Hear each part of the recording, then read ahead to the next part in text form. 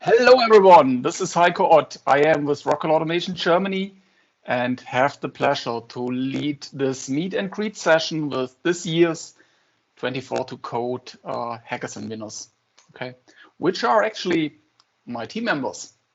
I'm heading a global system architecture team inside the software and control business in Rockwell Automation, focusing on products in the analytics and manufacturing execution systems portfolio.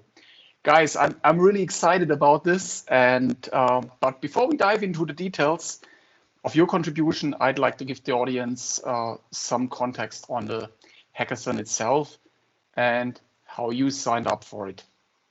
So, well, this one started like many others. The opportunity to participate in an event showed up on my horizon, and I reminded and encouraged the team to participate.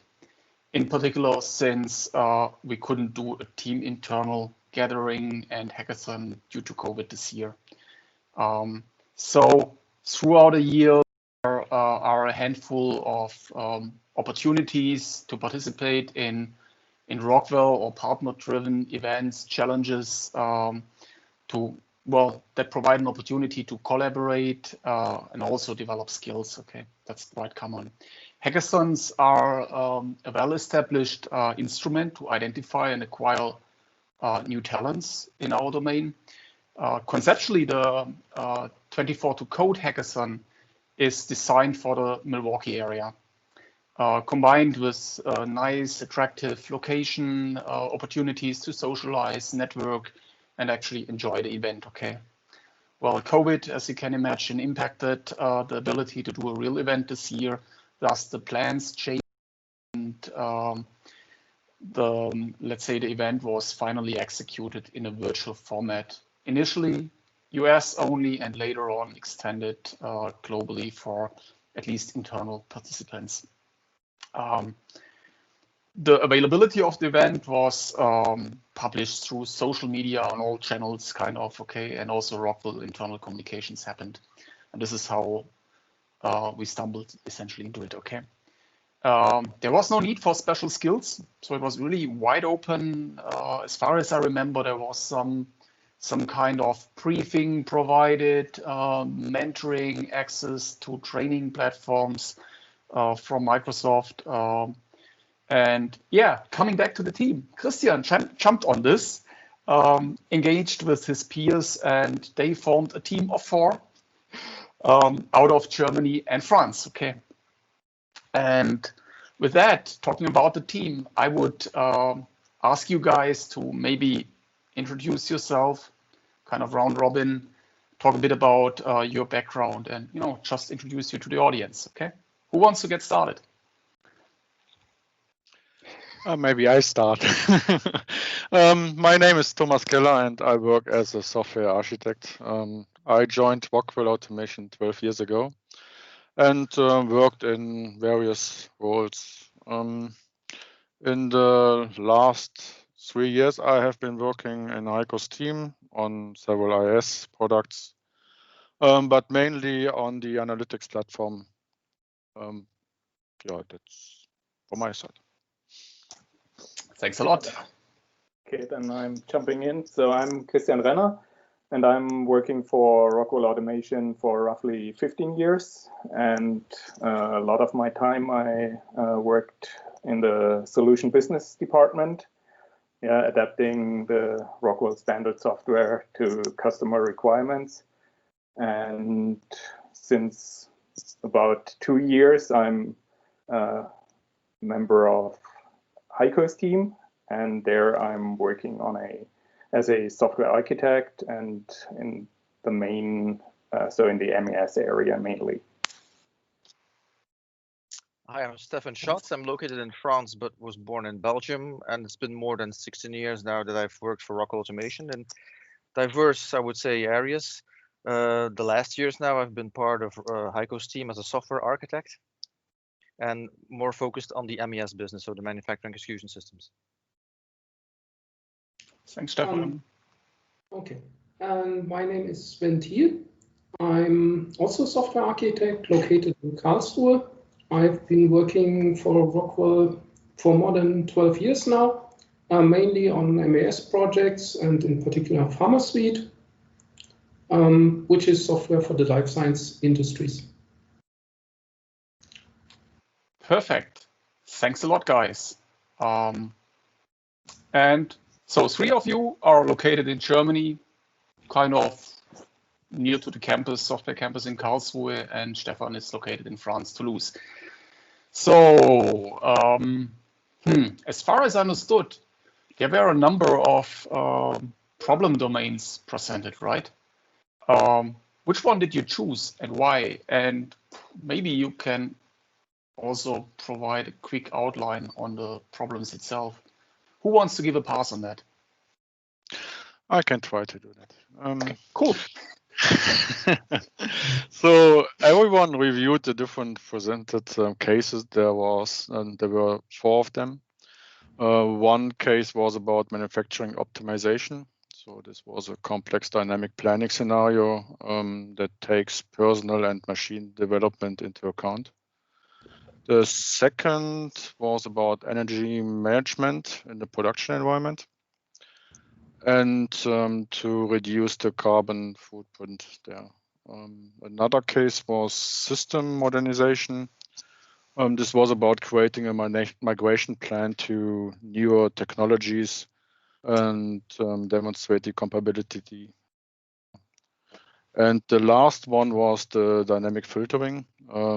The idea was to extract operational data and send it to the cloud as fast as possible and analyze then the data for anomalies.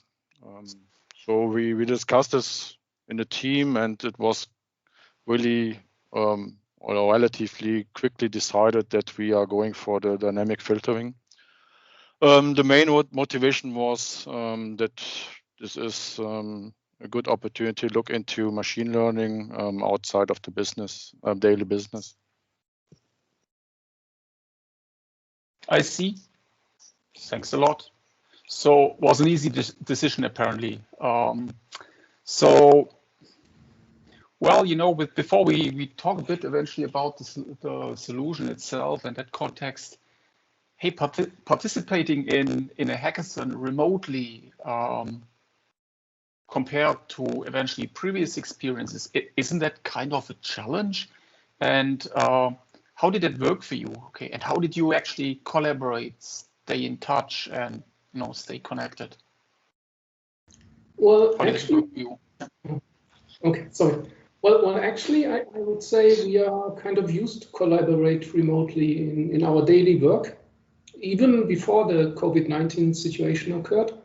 And so for the hackathon, we could use the tools that we already know, like Teams to organize ad hoc meetings when we wanted to do some quick synchronization, discuss progress and stuff like that. Okay, I see. How did they organize the updates in the hackathon context or readouts? Was it also done through Teams, or did they use some other tool? No, they also use Teams there, so we could stay within one tool, which was kind of convenient for us. I assume so, yeah. Yeah. Good. Yeah, and you want to ask something? No, go ahead. Yeah. Yeah, and I just wanted to add that we, as Sven mentioned, that we use the team platforms for our ad hoc meetings. But in the beginning, we also spread our workload by our key competences. For example, Sven, he started with the machine learning part, and also Stefan, he joined that part of the task.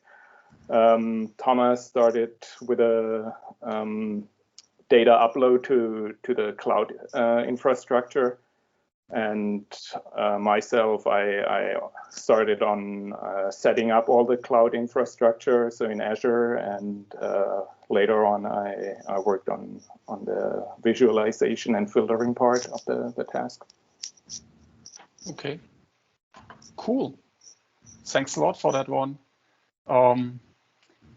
You know, talking about working at Rockwell Automation, how do you guys perceive the corporate culture, and how did it help you eventually, or how does it help you on your workday? You know, and how would it eventually correlate to your success on the hackathon? Any thoughts on that? Yeah, I think Rockwell Automation has a strong culture of collaboration. So whenever you ask someone for help, even people you haven't met before in the organization, be sure that you get support. And yeah, this helped us also. I mean, it helps during the workday and also during the hackathon. We got support from the organizers, and yeah. And if you look at our team, it's already a diverse team. You know, more people from Germany. Luckily, it was Christian who started. You know, initiated basically that we were jumping on this activity. But if you look at Rockwell, it's a global market. You know, we have a lot of global customers. Look at our MES solution, which is in the biggest pharma companies. We have a multicultural background as well, so we're able to work in a diverse set of environments. Now, also our mindset, and specifically if you look at the mindset of architects, because all of the people here on the call are software architects, our mindset is problem solving. So they give us a bunch of problems, and our task is to find solutions. And this is something we do specifically also for our customers, providing the best value that they need to solve their problems. So it sounds like you were acting in your comfort zone, guys. Absolutely. Yeah. And it also sounds like, hey, this is a great place to work, right? So, Stefan, as you were just talking, could you eventually talk about the solution itself and what kind of problem did it really solve? Well, the use case that we've chosen basically was, you know, the identify manufacturer network anomalies and to improve the performance. So two basic aspects were very important. First was we needed to capture the data and push this as fast as possible into the cloud. And then with that data, try to analyze it and figure out if there were any anomalies. Now, looking at the data sets that we had, we saw that there was a bunch of information in there, which was source and destination addresses for IP or TCP or Ethernet, and some data set also with some geo information. And there's also an extra data set that contained already pre-calculated values. And looking at these values, it was like entropy calculations. So that was very interesting because this pointed us into a direction that, hey, these anomalies can be anything of somebody hacking the network. Now, what is entropy? So it's a measure of how random the data set is. So looking at how much a certain port address is occurring into the data set. Now, if you apply this information to network traffic features, such as the port address or the address and port numbers, you can determine if traffic is basically generated by a malicious attack, like a denial of service, maybe a worm that is basically attacking a network, or it could also be what happens by the victims of the attack. So mostly attackers use random values or even specific port addresses or port numbers. So that's all important. In fact, and this was hinting us into the fact that we need to look at that specific pre-calculated data and classify it so that we had an idea of what is an anomaly. And for this, we used a unsupervised learning algorithm called, I think it was isolation forest. And by doing this, we were able to provide a kind of classification. And also we calculated SHAP values to give an idea of how a certain metric that was calculated contributed basically to the decision that it was an anomaly or not. Now, all this information together with the real data was uploaded into the cloud.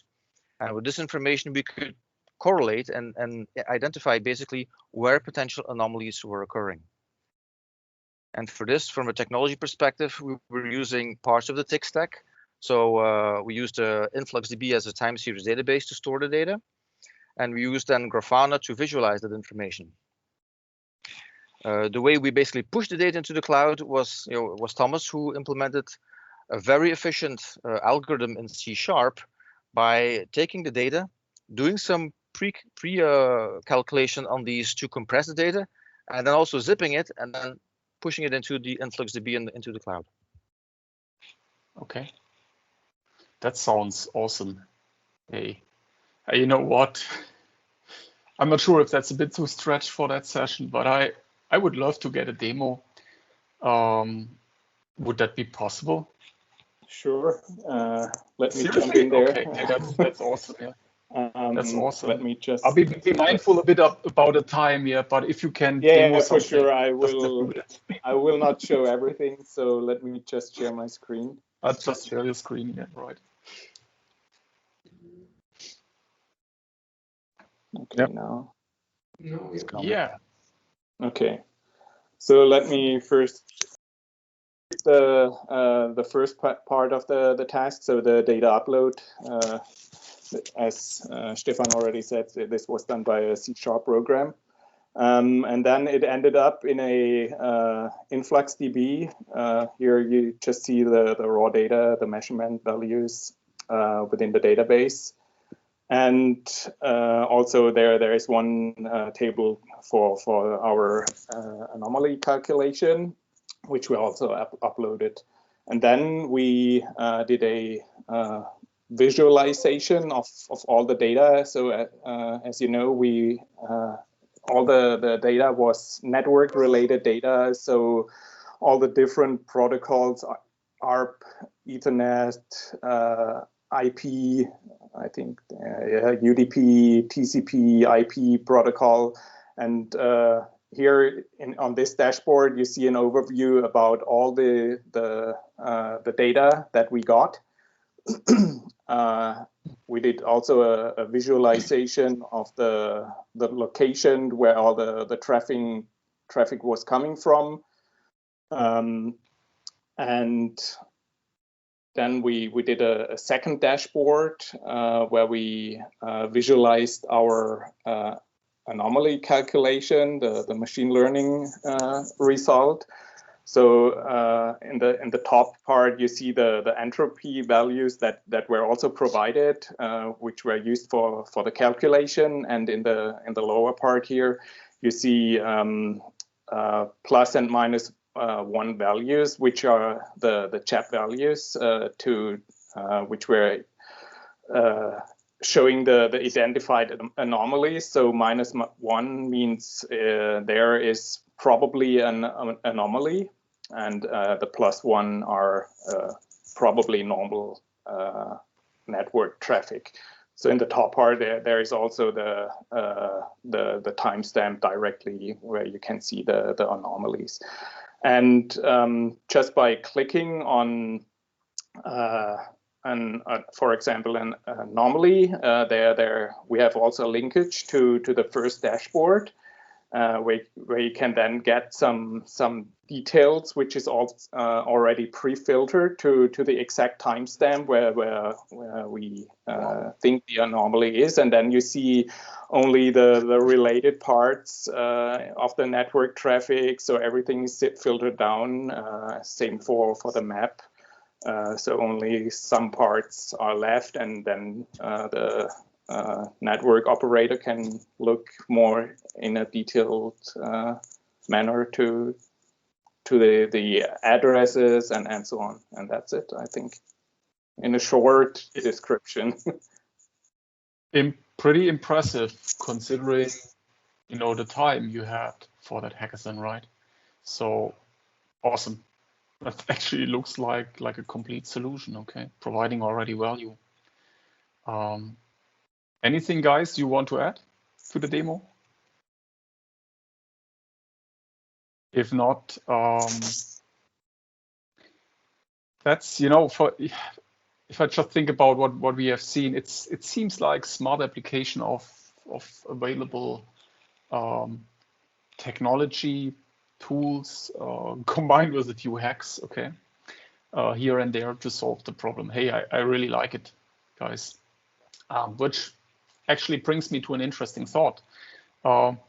Technology is constantly evolving, and mentoring, ramping up new colleagues as we grow in our organization, as we are tasked with supporting onboarding activities, is super important, and it's an ongoing theme, right? And challenge also from an organizational perspective. How does it work at Rockwell Automation in your domain? Can one of you talk about that? So I know, Stefan, you worked a lot as a mentor in the past. Maybe you can give a pass on that. Yeah, if you look basically Rockwell, it has a culture that is well established to have mentors in place to help new engineers, but also help people which internally are our customers, because we are part of the product team and we're basically providing software solutions that are going to be used by our integrators, which is, we have a service department. And we're mentoring these guys a lot, mostly on a daily basis to provide them guidance in the direction they can use the product and the best, I would say, fit, for customer problems that need to be solved. So it's part of our daily business basically there, and it's part of Rockwell's culture. I think Sven also has, a great overview there because he's, part as an architect. He can talk about his work there as well. Yeah, I would say, especially for architects like we are, I think mentoring, not official mentoring where you follow a certain person for years kind of, but it's more ad hoc. So we do not just work on concepts, we also help during the implementation. We provide guidance, offer help when there are problems. And so I would say it's a bit of mentoring every day that's part of our daily work. Yeah, it sounds like it's part of the DNA of a system architect, huh? Kind of. So anyhow, yeah. Good. So what did you enjoy most, looking back in your participation on that hackathon? Any thoughts on that?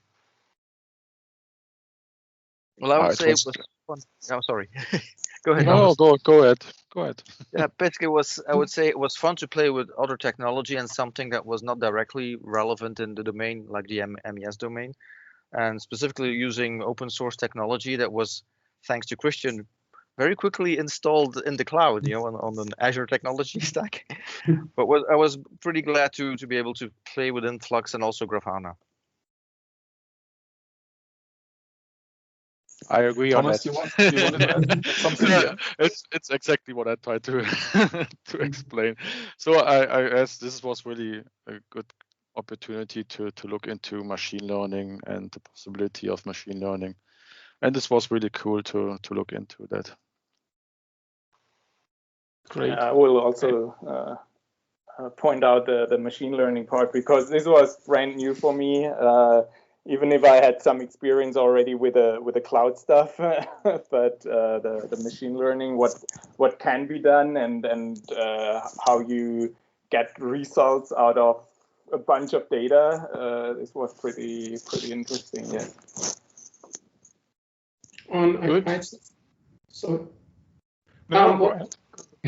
I'd say for me also it's machine learning, but maybe slightly different. So as kind of a hobby, I look at machine learning algorithms, but I never use them really to solve a real problem, or basically only toy examples. So that was nice for me to apply that skills to a real problem, and also to see, I hadn't seen the tick stack before, so to see something like the InfluxDB and Grafana and how easy it is to populate it, that was nice insight for me. Sounds great. So is there anything else you find notable about let's say the actual execution of that event? Something that comes to your mind? Anyone have some thoughts? Yeah, I would say I was impressed by seeing so many, I would say, senior leadership guys from Rockwell who invested a lot of time there. Guys very high up in, I would say, on the ladder, and real senior management, on the food chain. these guys were there. These guys were there and stayed up, through the night, looking at solutions, discussing things with people. So I found that really amazing because, where do you find something like this? That these guys would sit down, in their normal t-shirts, very tired, hair somewhere in the air, and then still being there and helping us out. Well, sounds great. So, yeah. For me, I would also, like Stefan said, so we had one preliminary judgment, which was, I guess, at 10 o'clock our time. And there was some guy from senior leadership, and it was 3 a.m. at his place. And he was still taking the time to look at our solution and provide feedback. So that was really amazing. And I think the overall organization, I mean, I think it was the first virtual hackathon, and you were thinking that they have been done it for years. Really? Okay. Really? Wow. Impressive. That sounds impressive. And they even had a DJ providing music. Really? Yeah. Yeah. So you had kind of a live stream of that music, or how did it work? At certain moments on the day, basically there was like a time for having a pause, a break, and then there was the DJ who provided music, and we could provide also our I would say we can provide titles of and names of groups. Okay, I see. So what was your contribution there? Do you remember? Yeah, lots of groups. Okay. Oh man, that sounds like a lot of fun.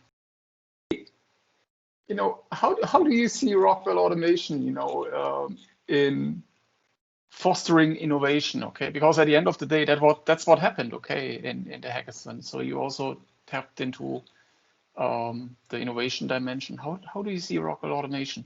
Any thoughts on that from an environment perspective? Yeah, I think Rockwell is engaging their employees to look into new stuff.